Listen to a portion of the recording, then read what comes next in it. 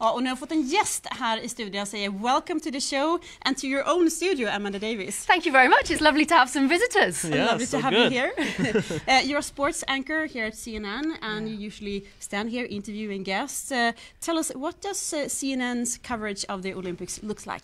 Yeah, well, we have quite a big operation. I think we have what a lot of people think is the best view in the house, an awesome view. We agree. Yeah, well, thank you very much. And we have a full operation. We've got news teams here, we've got the sports teams here. I host our daily World Sport show, which is really a roundup of not only the sports news, but also, as you said, interviewing some of the gold medal winners, but then also some of the kind of lesser known athletes who I think a lot of people think for these Winter Olympics you can get some really fantastic stories with the people who we don't normally hear about. We only kind of focus on every 4 years or so, but we're covering the Olympics in sports shows, in news shows, in business shows, and across our digital platforms. So yeah, across the board, we are here 24 hours a day. Yeah. And how do you like it in Pyeongchang?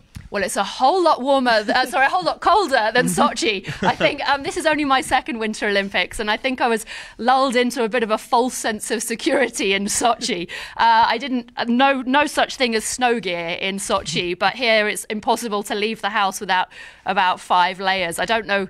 You're, I think, probably more used to the cold weather than I am from London.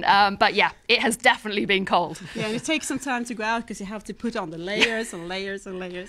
But what would you say, which sports are your viewers most interested in? We cover a bit of everything, and I think that's the beauty of doing an international channel, an international sport. As I said, yes, we talk about the gold medal winners and the superstars. We've talked about Marcel Hirscher and Michaela Schifrin and Yuzuru Hanyu in terms of the figure skating. But honestly, it is about the stories of the day. Today I've been up at the sliding track trying to grab a few words with the Jamaican bobsled team. There's been this controversy about whether or not they were going to lose their sled, but we discovered that no, actually they have kept their sled, but they've been able to buy their own sled for the first time with a bit of help of a sponsor, instead of, there was some suggestion that maybe their coach who has now left them was going to take it with them, but no, they were really, really positive. They're keeping their sled and hoping to pull off a little bit of a shock tomorrow. Oh, that's good news for all the Jamaican fans. Yeah. Besides sports, our coverage at the Expressen TV has been a lot about the windy weather, of course, and also the relations between South Korea and North Korea. I guess you have covered that as well. Yeah, absolutely. And we have a big operation, CNN, who are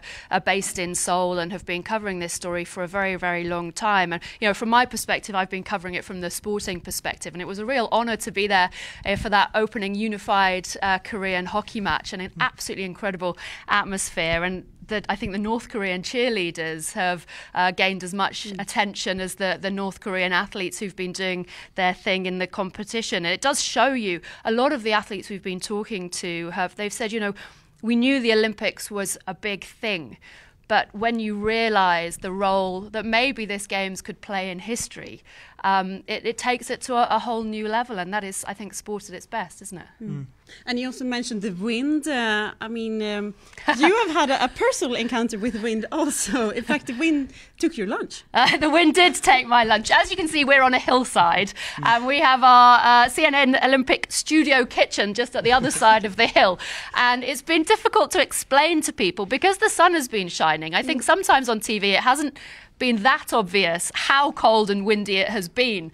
But as I was walking across the hillside one day with my lunch, I had some sandwiches and some crisps, and they didn't make it to the studio. It literally blew away. It has been that windy. We're going to take a look at that now. Day 4 wind watch. This morning definitely less windy than yesterday. The men's combined did get underway, albeit with a lower start for the downhill, but it's really picking up now. Look what just happened. I got my sandwich from our Olympic kitchen just up there to bring it to the studio, and all the crisps blew off my plate. Look.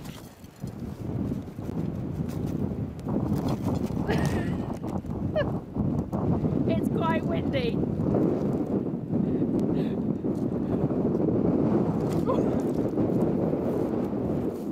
It's that windy.